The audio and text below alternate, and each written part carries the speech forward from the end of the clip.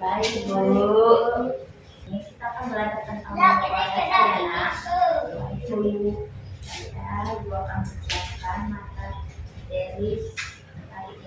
Kalau kita mulai pembelajaran hari ini, kita berdoa dulu. Siapa ketua kelasnya? Saya Bu. Nah, ketua kelasnya coba pimpin doanya, Nak. Sebelum kita mulai pembelajaran ini, marilah kita berdoa menurut agama dan kepercayaan masing-masing. Berdoa dimulai. Berdoa selesai. Alhamdulillah.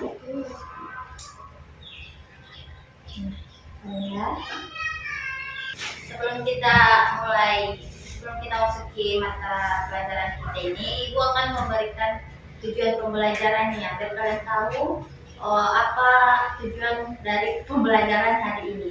Pertama itu, peserta didik mampu menjelaskan konsep dasar tentang pola dasar. Yang kedua, peserta didik mampu menyebutkan sistem pola dasar. Ketiga, mampu menjelaskan macam-macam tanda pola. Yang keempat, mampu menjelaskan jenis-jenis pola. Yang kelima, mampu menjelaskan teknik pembuatan pola. Dan yang terakhir itu, peserta didik mampu membuat pola dasar sistem praktis dengan buat skala dan tingkat. Nah, sebelum kita memasuki pengertian pola, kalian tahu nggak? Nah, apa itu pengertian pola? Siapa yang tahu? Saya Bu. Putri, coba jawab. Pola adalah potong-potongan kertas yang merupakan prototipe bagian-bagian pakaian atau produk jahit menjahit. Pola dijadikan contoh agar tidak terjadi kesalahan sewaktu menggunting kain. Nah, betul yang jawab Putri itu betul ya. Nah, Ibu akan jelaskan sendiri di sini. Nah, pengertian pola itu adalah dalam bahasa Inggris, pola itu disebut pattern atau pola. Pola busana adalah potongan-potongan kertas yang merupakan prototipe bagian-bagian pakaian atau produk jahit menjahit yang disebutkan oleh Anissa tahun 2022. Pola konstruksi adalah pola yang dibuat berdasarkan ukuran perorangan atau khusus dibuat untuk seorang dengan cara mengambil ukuran serta posisinya sendiri dengan sistem yang kita buat. Nah, macam-macam pola ada 6 macam. Kalian tahu nggak macam-macam pola itu berapa macam? Siapa yang tahu? Nggak ada. Aku akan menjelaskan ya. Macam-macam pola itu ada 6 macam, Nak. Nah, di sini aku akan menjelaskan tentang macam-macam pola. Ada 6 macam, yaitu pertama itu pola konstruksi. Pola konstruksi adalah pola dasar yang dibuat berdasarkan ukuran badan pemakai dan digambar dengan perhitungan secara matematika sesuai dengan sistem konstruksi masing-masing. Yang kedua itu pola standar. Pola standar ini biasanya itu berukuran S, M, L, extra L atau XL yang kalian sering pakai. Pola standar ini dipakai dalam pemakaiannya kadang diperlukan penyesuaian menurut ukuran si pemakai. Jika si pemakai bertubuh gemuk atau kurus, harus menyesuaikan besar pola. Jika si pemakai tinggi atau pendek, diperlukan penyesuaian panjang pola. Yang ketiga ada pola teknik draping. Pola dasar teknik draping ini adalah pembuatan pola yang langsung digambar pada dress prop. Biasanya itu nanti ada patung sendiri langsung digambar di situ. Kainnya langsung dibentuk sesuai dengan ukuran dress prop itu sendiri. Nah, yang keempat ada pola teknik konstruksi di atas kain. Ini menggambar pola dengan teknik konstruksi di atas kain, yaitu menggambar pola tidak menggunakan pola yang digambar di kertas. Jadi nanti ini kain dibentangkan, langsung digambar di atas kain sendiri, langsung digunting dan dijahit langsung. Ini bertujuan biar kita tidak perlu membuat pola lagi di atas kertas ya, Nak. Kelima ini ada pola teknik kombinasi. Pola busana dengan teknik kombinasi yaitu salah satu cara pembuatan pola dengan mengkombinasi teknik konstruksi A dengan teknik konstruksi B. Misalnya menggabungkan antara teknik konstruksi dengan teknik draping. Tujuannya adalah untuk membuat busana dengan desain yang sulit seperti desain busana berpesta. Biasanya itu ada pakaian yang sulit dibuat, jadi kita memerlukan teknik draping dan teknik pembuatan pola secara konstruksi. Itu nanti bertujuan untuk membuat pola-pola yang sulit seperti membuat baju pesta, baju untuk gala, dan sebagainya. Dan yang terakhir ada pola jadi, Nak.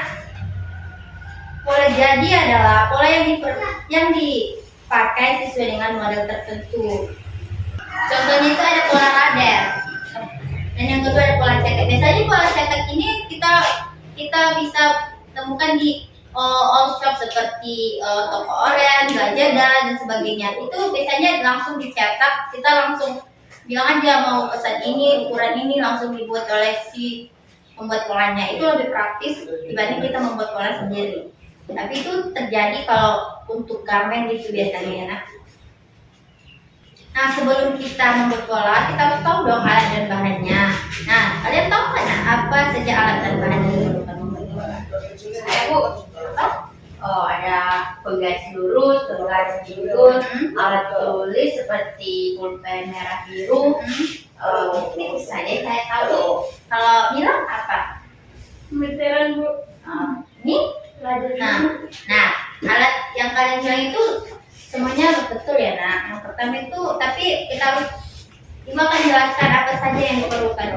Yang paling penting untuk membuat pola itu sendiri. Pertama itu ada alat tulis. Kita tahu alat tulis sangat perlu untuk membuat pola.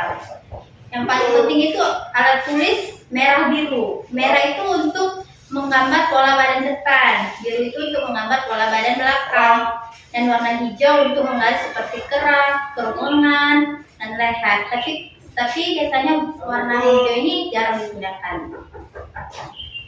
Nah, yang kedua itu ada buku custom. Buku custom ini biasanya untuk membuat pola. Yang sebelah kanan ini biasanya polos.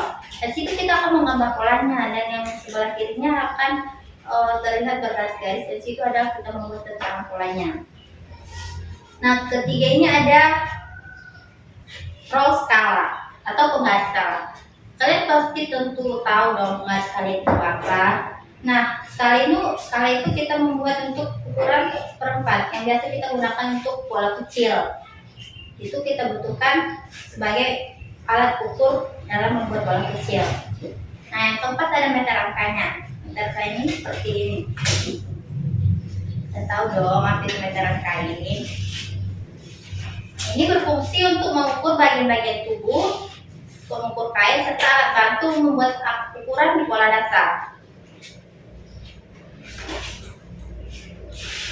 Nah, yang kelima itu ada meter band. Meter band ini berfungsi sebagai pengukur tubuh. Nah, biasanya kita membuatnya itu di alat ukur dress form atau patung, kita ukur di situ dan akan menjadi alat bantu kita membuat ukuran si patung itu sendiri atau orang itu sendiri. Nah, yang selanjutnya ada penggaris. Ini salah satu contohnya. Ini ada penggaris siku dan ini ada penggaris pinggul. Ini alatnya. Ini penggaris ini gunanya untuk penggaris yang lurus, dan ini bisa menjadi untuk membuat kerungan, pola untuk kerungan. Dan ini penggaris pinggul. Ini biasanya kita buat untuk membuat pola rok, pokoknya yang membentuk pinggang begitulah. Tetapi ini hanya salah satu ya. Masih banyak roll-roll yang diperlukan untuk membuat pola, tapi ini kalau udah ada yang begini udah cukup. Nah, yang ketujuh itu ada kertas pola. Kertas pola itu digunakan untuk membuat pola skala 1:1 yang sebenarnya, atau pola ukuran untuk sebenarnya. Seperti kita membuat pola jadi untuk baju. Biasanya berwarna coklat. Dan yang selanjutnya adalah gunting. Gunting itu digunakan untuk memotong pola yang kita buat. Setelah kita membuat pola di atas kertas pola, kita membisiknya dan kita akan menjemploskan ke kain. Nah, selanjutnya ada kapur jahit. Kapur ini bersifat alat penanda. Kapur ini berbentuk segitiga warna-warni yang digunakan untuk menandai kain atau pola di atas kain. Biasanya untuk membuat pola yang tidak memakai pola kertas, langsung dibuat alat penandanya dengan kapur jahit ini. Kita langsung menandanya di atas kain itu dengan menggunakan kapur jahit itu. Nah, selanjutnya ada karbon jahit. Nah, yang dibilang tadi si Agustina, dia bilang radar. Nah, kita menggunakan radar itu dengan karbon jahit di bawahnya. Itu alat penanda sebagai alat penanda kita menjahit biar nanti kita mencong-mencong kulitnya. Ya, nak. Selanjutnya ada radar. Radar ini ada roda polos, ada roda yang kumpul. Radar ini biasanya kita menggunakan untuk menekan karbon sehingga dapat menempel dan memberi tanda kepada kain. Terakhir itu ada jarum pentul. Ini sebagai untuk menyematkan pola pada proses rancang bahan. Biasanya kita kan untuk menggunting kain kita perlu menyematkan pola ke kain itu biar nanti pas pengguntingan tidak meleset.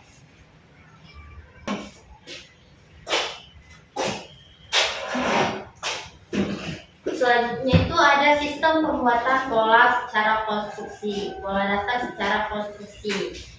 Ada beberapa macam metode yang kita gunakan dalam membuat pola dasar. Yang pertama itu ada metode Menneke.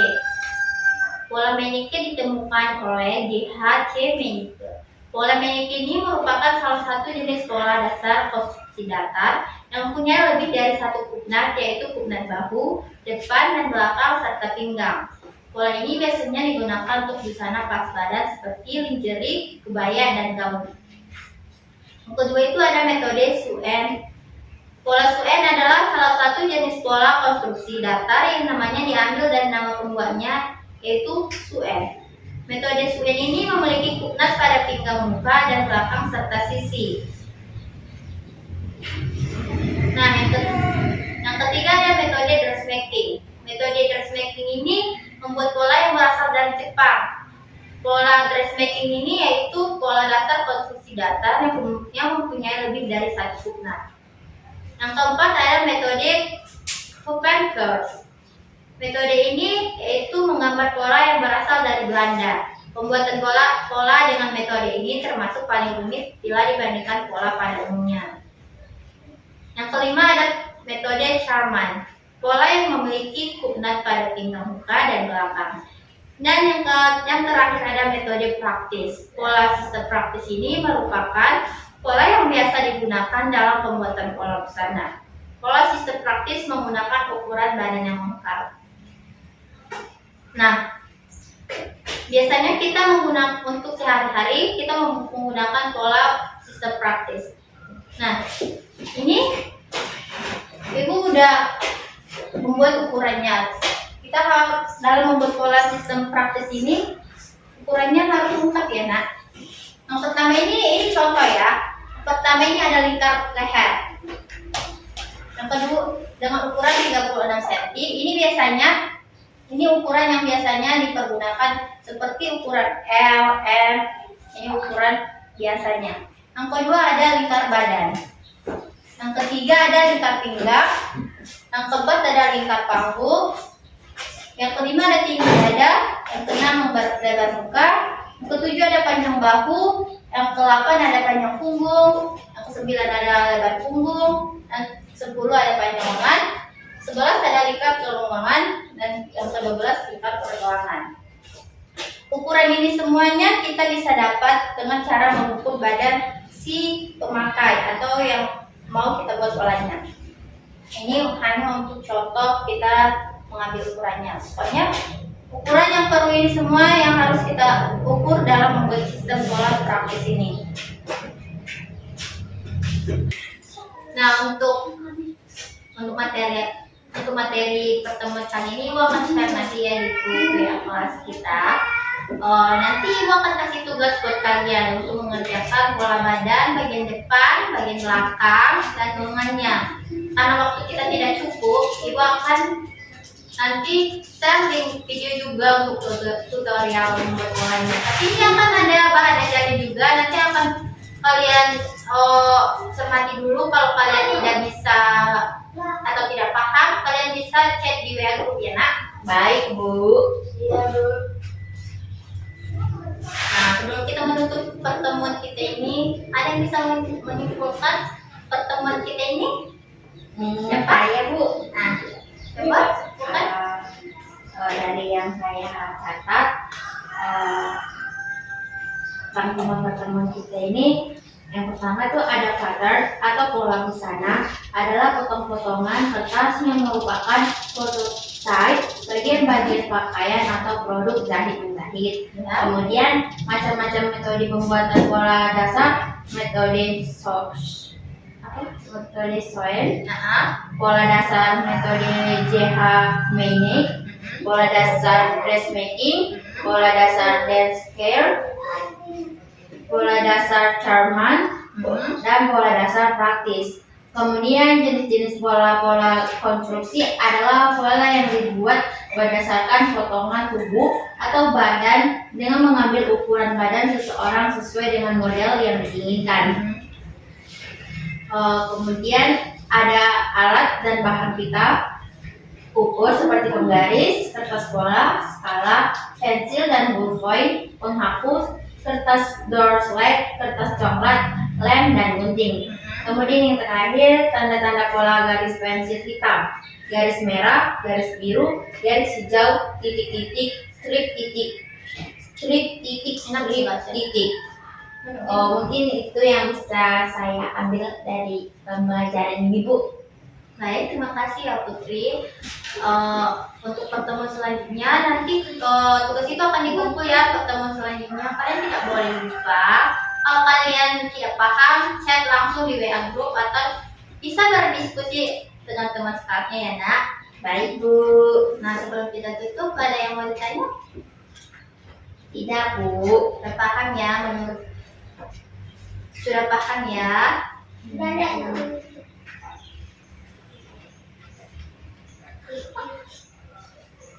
Nah, kita tutup pertemuan hari ini dengan mengucapkan alhamdulillah. Alhamdulillah. Terima kasih anak-anak atas perhatiannya. Ibu tutup. Assalamualaikum warahmatullahi wabarakatuh. Waalaikumsalam warahmatullahi wabarakatuh.